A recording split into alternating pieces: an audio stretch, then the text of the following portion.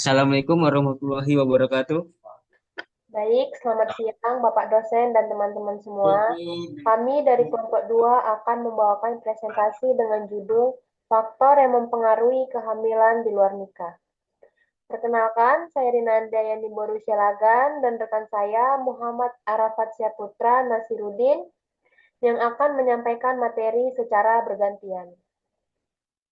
Topik ini kami pilih karena sekarang kehamilan di luar nikah banyak terjadi, apalagi di kalangan remaja.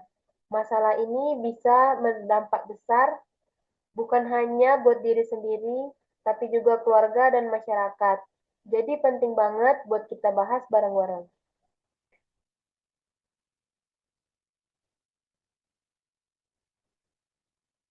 Pendahuluan. Pendahuluan.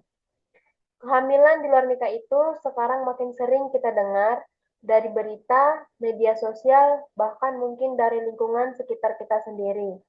Berdasarkan data dari BKKBN tahun 2023, sekitar 20% kehamilan remaja di Indonesia itu terjadi di luar nikah. Ini bukan masalah kecil karena bisa menyebabkan pernikahan dini, putus sekolah, stres, bahkan sampai aborsi yang ilegal. Jadi, tujuan kami di sini adalah menjelaskan apa aja faktor-faktor yang menyebabkan kehamilan di luar nikah supaya kita semua lebih sadar dan bisa mencegahnya.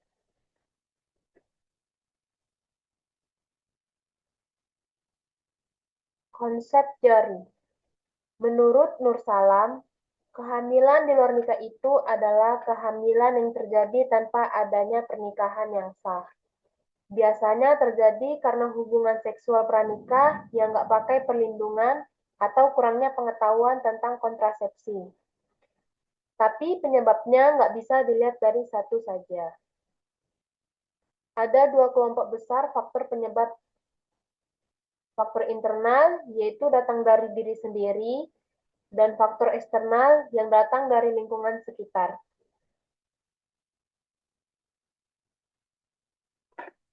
Faktor internal. Yang pertama, aspek psikologis dan emosional. Kurangnya kontrol diri. Masa remaja adalah masa penuh emosi dan rasa penasaran, termasuk soal seks. Kalau nggak bisa mengontrol diri, remaja aja bisa ngelakuin hal-hal yang mereka belum siap tanggung jawabnya. Yang kedua, rendahnya kesadaran resiko. Banyak remaja yang belum sadar betapa besar resikonya kalau mereka melakukan hubungan seksual. Mereka mikir, ah, sekali doang nggak bakal hamil.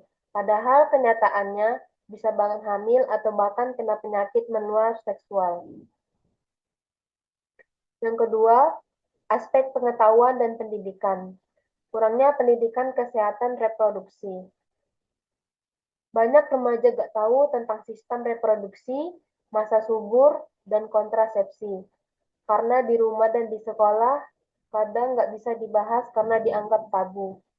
Yang kedua, ketidaktahuan tentang kontrasepsi. Ada yang tahu alat kontrasepsi, tapi malu buat pakai, atau nggak tahu cara pakainya. Bahkan ada yang mikir, pakai kontrasepsi itu dosa, atau satu kali gak akan hamil. Padahal semua itu mitos yang bahaya banget. Selanjutnya, faktor eksternal akan dibacakan oleh Bang Arafat.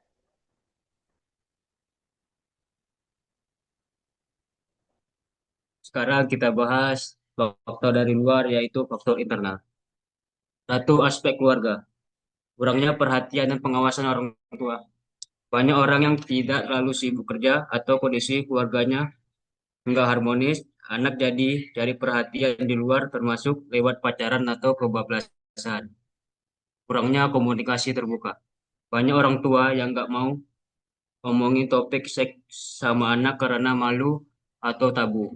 Padahal kalau anak nggak dapat info dari rumah, dia bakal cari di internet atau tanya ke teman atau belum tentu benar. Yang kedua, aspek lingkaran sosial dan pergaulan. Tekanan teman sebaya. Teman punya pengaruh besar, karena ada remaja yang ikut-ikutan karena nggak enak ditinggalin atau biar dianggap keren. Paparan media dan pornografi. Sekarang akses konten pornografi gampang banget, bahkan anak SD pun bisa nemu. Konten seperti ini bikin rasa penasaran makin besar. Dan kalau nggak ada kontrol atau pendidikan yang benar, bisa berujung ke hubungan yang nggak aman. Yang ketiga, aspek pendidikan dan sekolah. Minimnya pendidikan seksual di sekolah. Sekolah sering nggak berani ngomong soal seks, padahal justru itu penting. Akhirnya anak belajar dari tempat yang belum tentu tepat. Kurangnya bimbingan konseling. Banyak guru bekas cuman fokus ke nilai, padahal remaja juga butuh tempat curhat soal masalah pribadi termasuk soal hubungan.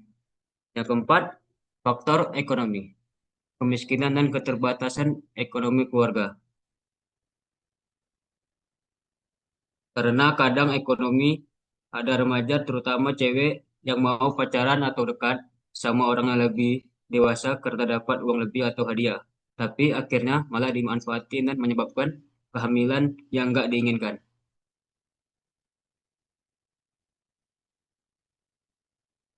Kesimpulan, dari semua penjelasan tadi, kita bisa simpulkan bahwa kehamilan di luar nikah itu terjadi karena gabungan banyak faktor.